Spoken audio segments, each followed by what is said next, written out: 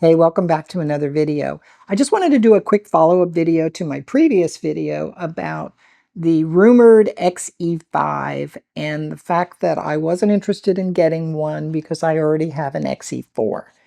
Well, now that the camera has been announced and we've all had a chance to watch the upteen number of videos already on YouTube about the X-E5, I just wanted to share my thoughts about it now that I've seen it.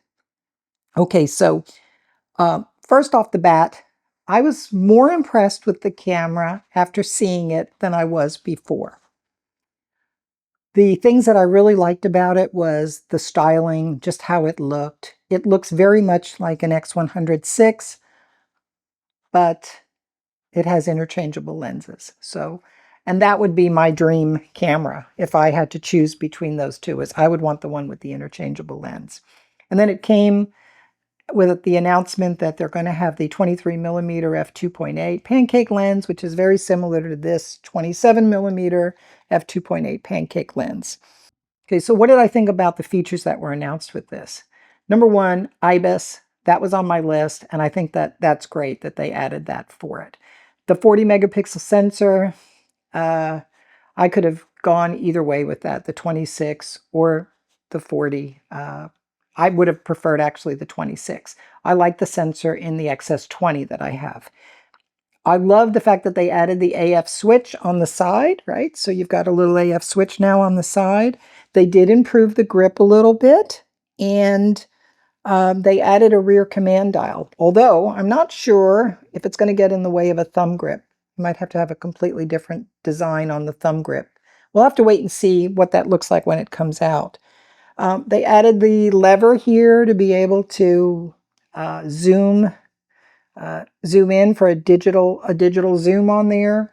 They also added a button to it so that you can press it and program it, so that was good.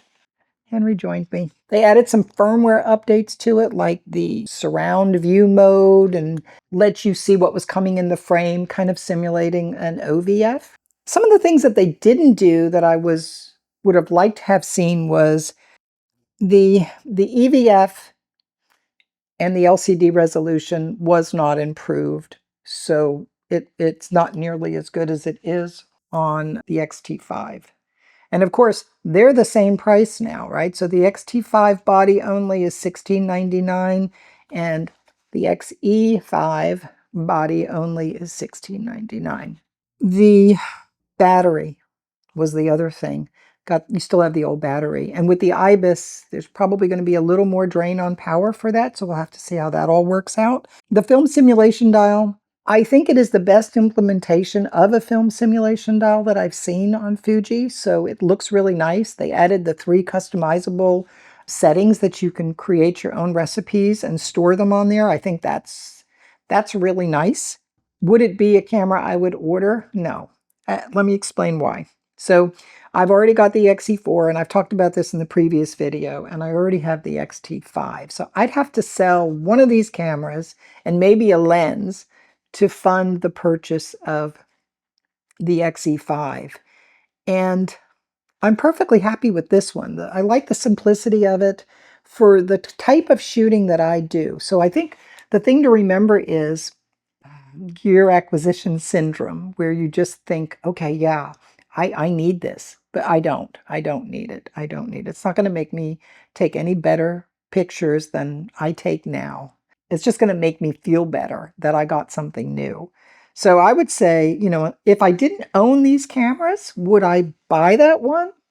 I think I'd probably still get the X-T5 if I could only have one camera. This is the one I really like shooting with because it's light and portable, easy to carry with you.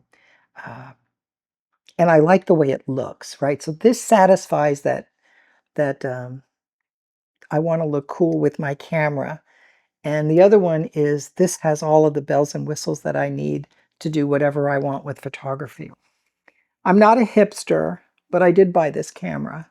I think that the hipsters will definitely buy the X-E5. I think it's going to sell out, do really well. I think that the fact that you still can't even get X100VIs says an awful lot after 2 years. So what are your thoughts? Are you, after seeing the release and seeing all the features that are coming with the X-E5, are you going to buy it? Are you not going to buy it? Are you going to pick up maybe one of the earlier models, a used one instead? Are you not going to buy anything? Are you happy with what you currently have right now? Share your thoughts in the comments. Thanks for watching, and I'll see you in the next video.